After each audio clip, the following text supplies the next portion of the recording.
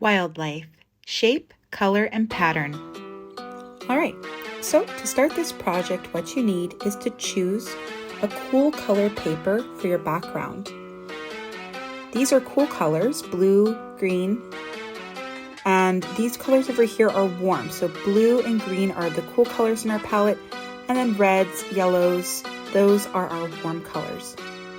Next, what we're going to do is we're going to take a small sheet of paper, it can be A5 or A6, and we're going to start cutting some triangle shapes from the paper. So once you cut an angle, you'll make another angle. So just keep cutting the paper until you have all the triangles you need.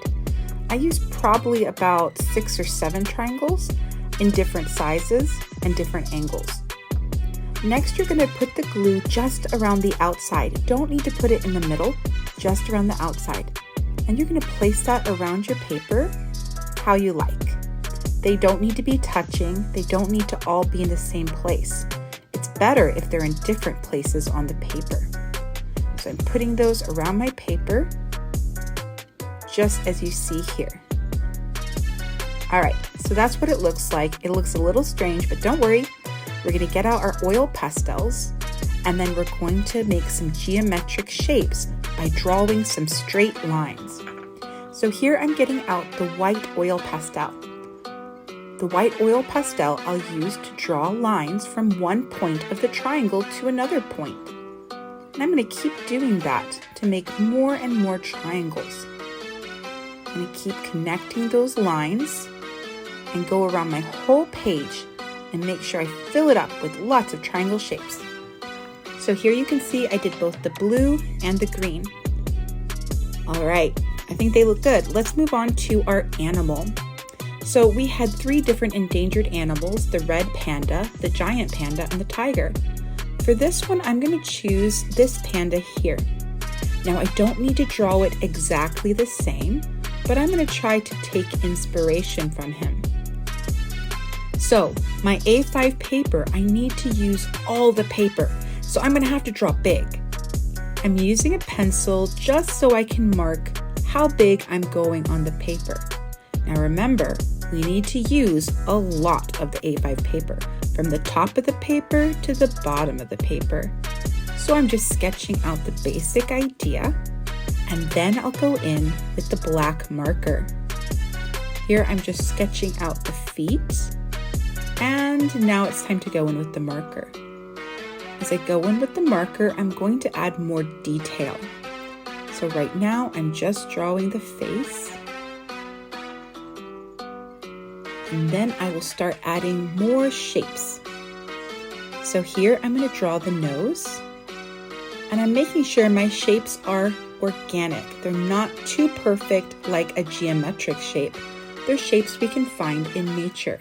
All right, I added the bamboo, and now it's time to cut him out. So, when using your scissors, remember, you move your paper and you hold your scissors pretty straight and then just open and close them to cut. This makes cutting so much easier. The hand with the scissors only needs to cut, and the other hand helps to move the paper. You'll get really smooth lines, and it'll be much easier.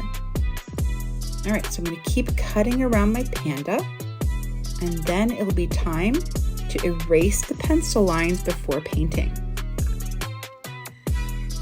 All right, so just finish cutting around, and once you do, get your eraser out and start to gently erase all your pencil lines. Now remember, you drew your panda or whatever animal you chose, tiger, red panda, you did it on thick paper. Thick paper is better for painting.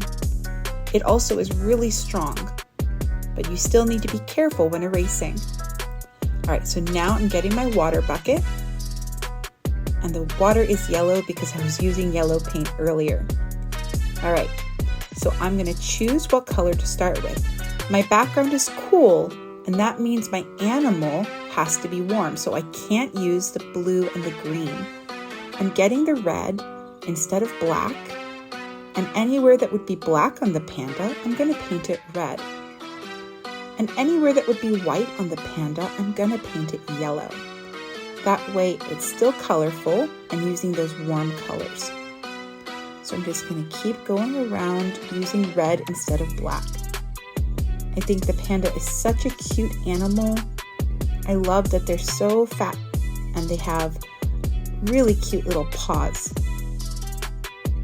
All right, I'm going to keep on working, and then after I finish the red, it will be time for the yellow.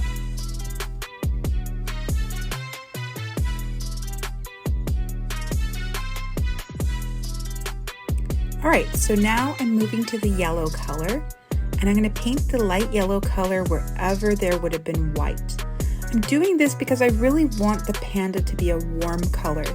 That's going to kind of show that they're in danger. Usually when people show danger, they use the color red. And yellow also is a very bright color, and it can show something is dangerous or in danger. All right, for the bamboo, I'm going to first paint this darker yellow, and then over the darker yellow, I'm going to touch some red to it, which will make orange. Okay, and I'm just painting it, not totally mixing them, so it looks really interesting with the two colors. All right, now that I've painted the red earlier, I'm going to go back over it again with the red to darken it up. You don't have to do this, but I chose to do this because I wanted the panda to be a little darker than the first red showed. Now that I have it all painted, I'm just adding a little glue to the back before I stick it on the paper. Usually you just need to glue around the edge, but for this one I also put a little glue in the middle. All right, so now I'm getting my blue background. I'm just going to stick my panda down and gently push on him. It's really best if you let your painting dry, but I didn't have time to completely let it dry, so I'm just pushing very gently. And there you go, you finished. Here's another one I did earlier with a tiger. So you can see that these two endangered animals, now we have a poster for them. Maybe we can share information on the tigers, pandas, red pandas, and other endangered animals of Asia. I'm sure a lot of people would love to know that they're in danger and ways that they can help. Have a great day.